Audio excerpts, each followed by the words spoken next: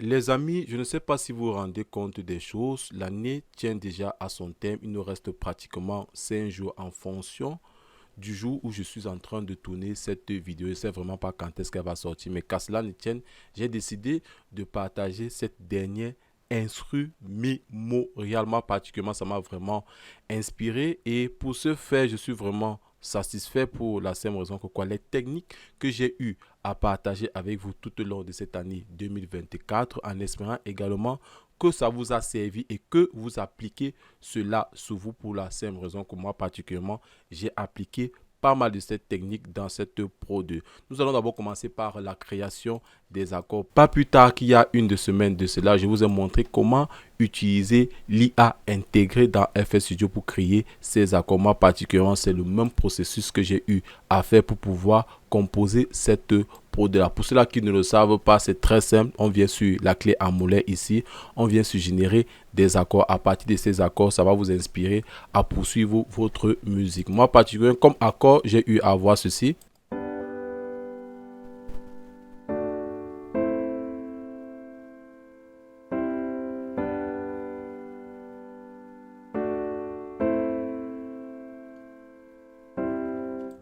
Ça, c'est la première des choses. La seconde des choses, je vous avais dit récemment que de nos jours, aujourd'hui, nous n'avons vraiment pas besoin de beaucoup de mélodies.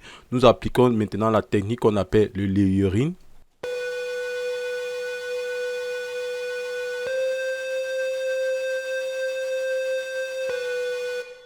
En fait, j'ai juste copié ces accords. J'ai gardé une seule ligne d'accord parmi celles-là.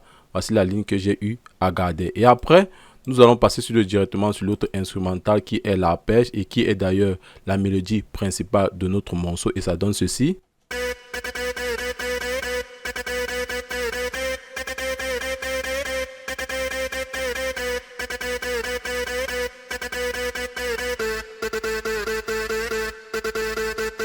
Et après, nous avons notre pad qui joue ceci.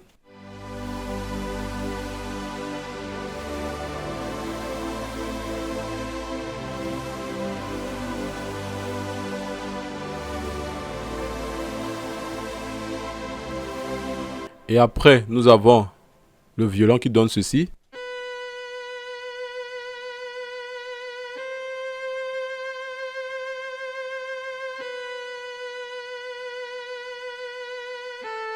Et après, nous avons une guitare qui donne ceci.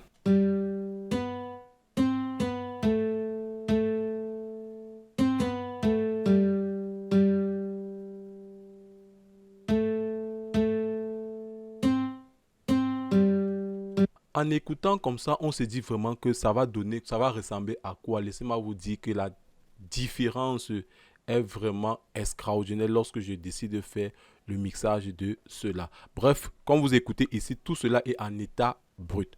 Maintenant, nous allons partir sur la partie rythmique qui donne ceci.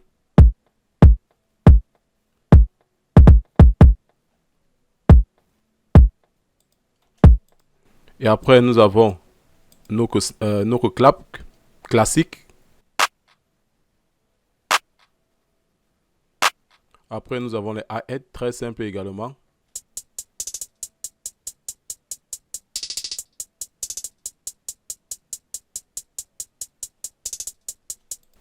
Après, nous avons notre head-to-head.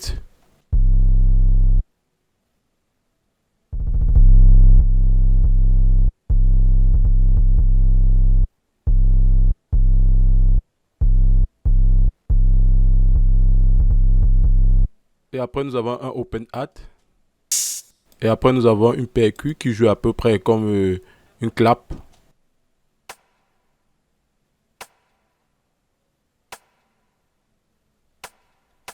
Je pense que nous avons fait le tour du propriétaire. Le reste, ce sont juste des transitions. Et maintenant, en ce qui concerne le côté mixage de la chose, voici toutes mes mélodies. Voici mon piano. Voici ma lead, arpège, pad, violon, guitare. Et tout cela revient ici sur cette piste auquel j'ai nommé mélodie. Et j'ai appliqué pas mal des effets comme vous le constatez. J'ai fait ma composition parallèle. Et après, j'ai créé un bus sur ma mélodie. Pareil pour la batterie sur ma 808. Voilà les effets appliqués. Sur mon kick, Voilà les effets appliqués. Clap, effet, hi-hat, open hat, je n'ai rien mis comme effet. PQ, j'ai mis un EQ. Sur ma batterie, j'ai ajouté une petite compression et maintenant, j'ai essayé de rendre le truc un peu plus analogique. Compression parallèle, bus de batterie. Voilà tout ce que j'ai eu à appliquer comme manipulation sur ma partie mélodie et sur ma partie rythmique. Et après, a suivi toutes les transitions, je n'ai vraiment pu mis quelque chose. Vous allez vous demander pourquoi est-ce que je ne vous fais pas écouter cela directement, pour la simple raison que quoi, le CPU gratte, raison pour laquelle je ne peux pas vous faire écouter cela. Nous allons écouter la partie déjà mixée et autres avec un petit mastering qui a été fait après. Donc nous allons écouter le rendu et ça donne ceci.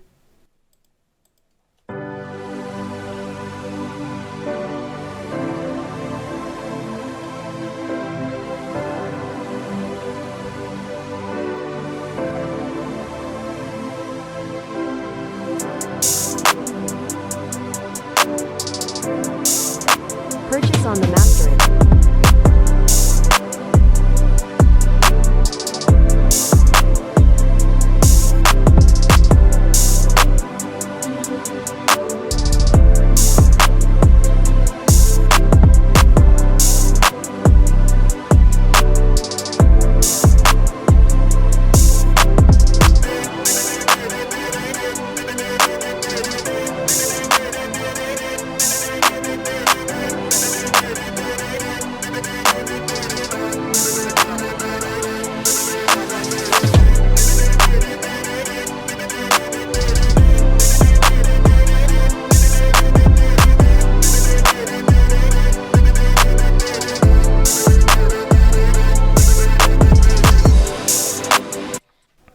Bref, là vous venez d'écouter une petite partie. Nous avons l'intro, nous avons le couplet, le pré-refrain et le refrain. Là, moi particulièrement, je n'ai vraiment pas mis grand chose. Également sur l'instrumental, j'ai ajouté une petite console une fois de plus analogique, un standard clip. Bien évidemment, j'ai déjà à expliquer pourquoi est-ce que je mets un clipper sur ma piste.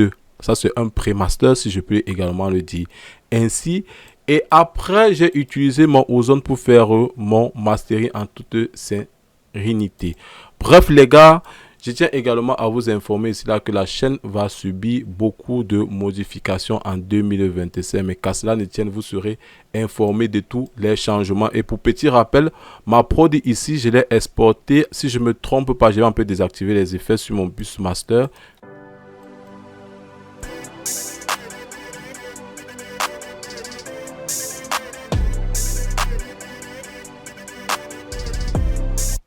Là, nous sommes pratiquement à moins 7 dB en attendant la voix qui va venir s'ajouter maintenant sur l'instrumental. Lorsque moi particulièrement je travaille sur un projet, je fais le mixage comme vous avez vu comme ceci.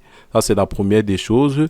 Et après, je fais maintenant le mix de la voix que je vais associer à l'instrumental pour maintenant avoir un bon équilibre entre la voix et la prod en question. Et après, je m'en vais directement sur mon bus master. Bref, les gars, comme je vous ai dit ici, la chaîne va subir beaucoup de modifications en 2025. Mais qu'à cela ne tient, vous serez vraiment informé de tout. Si vous avez aimé cette vidéo, les gars, je vous invite à vous abonner, à partager, à commenter, à liker et surtout activer la cloche de notification pour ne rater aucune de nos prochaines vidéos. Ces différents gestes me poussent une fois de plus à créer des contenus tout le temps. Sur cela, portez-vous bien. Ciao et bonne fin d'année 2024.